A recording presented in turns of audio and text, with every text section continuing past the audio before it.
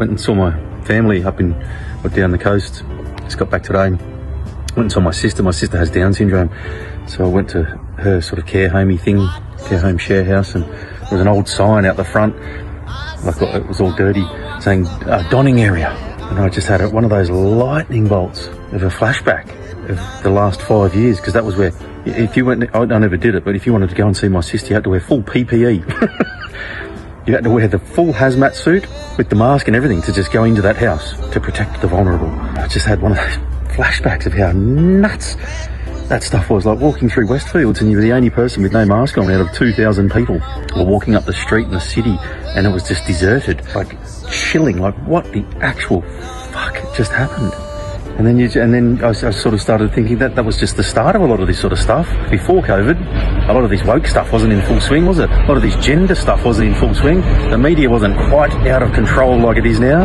The education system wasn't quite so compromised, and the division wasn't in such full swing before COVID. UN drip wasn't in full swing. They hadn't started with this indigenous stuff that they're trying to steal everybody's land through worldwide. It was almost like they used COVID of just spinning everybody around and turning them inside out and upside down, and then bungee jumping them and then slingshotting them up that way, and then putting them in a Zorb ball and rolling them down a mountain, and then jumbling the crap out of everybody until they were so confused because of the trapdoor that the world had just fallen out of. It was everyone, and then used that as the platform to just create this nonsense, this utter nonsense that seems to have some sort of traction. It's bizarre that a lot of this stuff, COVID included, even got 1 millimetre, 1 iota of a millimetre into any type of existence, let alone 5 years later with all this sort of stuff, and the cards haven't landed. I mean, the cards are landing now, but a lot of people are still up in the air, and even more so, or whatever, on this freedom side. I mean, I was put in jail for basically running us down in the park and doing these videos. People were sacked and lost everything, lost family and kids and money and homes and partners, and were ridiculed and shunned and abused and ganged up on, and people kicked out of their own family's Christmas, and parents not invited to their kids' weddings. Like, that was horrific.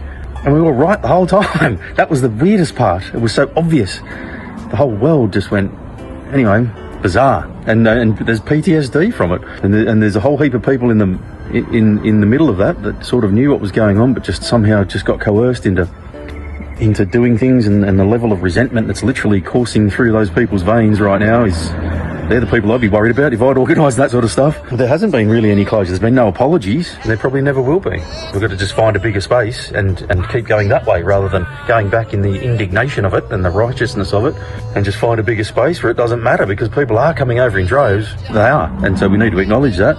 Good win, but it's still hard to sometimes not get bogged down in these people who are still arguing about this sort of stuff. Not only in the face of cold hard facts 5 years ago, not only in the face of ridiculousness now, but even more so. We're even righter now than we were, and they're still arguing. It's easy to think that if everyone just needed to wake up, we need to go and battle over there to wake those people up. Fuck those people. Honestly, I've got 6 words for those people. I love you because we've got to stay in grace, and go fuck yourselves. Honestly, kids dying, world being taken over by psychopaths, theft of everything, and you're still arguing. But anyway, I do have a point today, and the hypnosis that took place is their only excuse. It wasn't even a brainwash.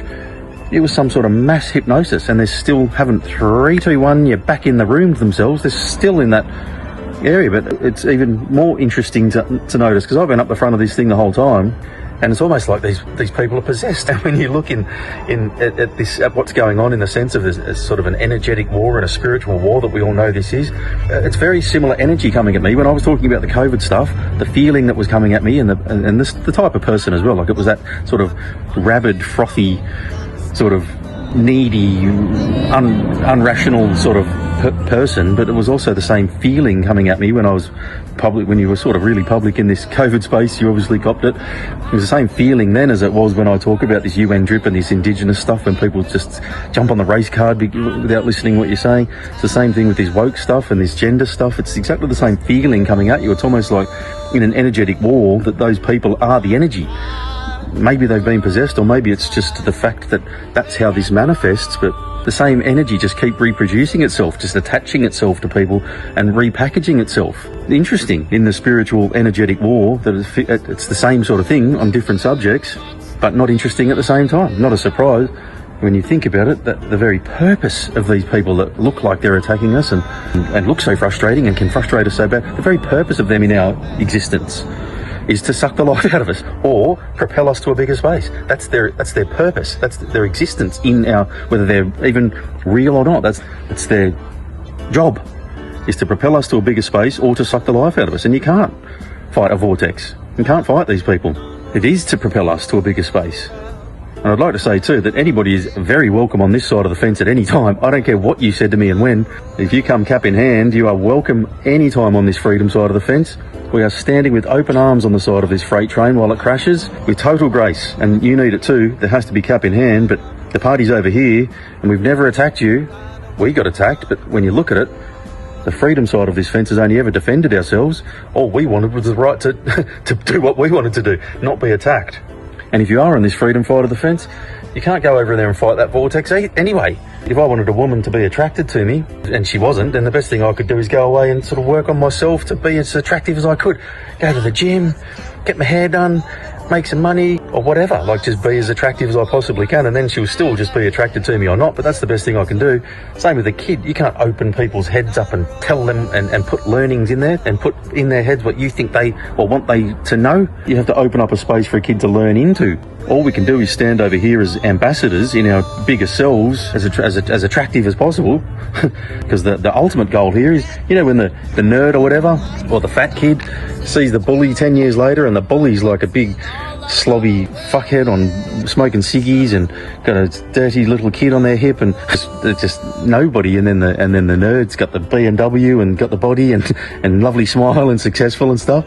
That's what we're going for here. That's what will happen here.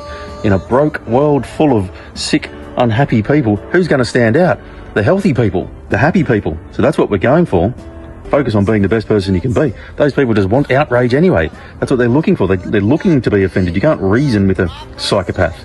And a lot of those people, if you are online, remember that there's just trolls, bots and shills. They don't even care about freedom or not. I watch the same people on these community groups argue with anyone about anything. They're just vortexes, so don't give them credit. And you can block everything out. You just do one thing. Just do something. You got to move your body and you got to do something, but you can just do one thing. You're allowed to block out the rest. Don't worry about everything and do nothing. So go to a stand in the park. It looks innocent, but it's not. And build your confidence, build your strength, build your health, build your staunchness, and that's contagious.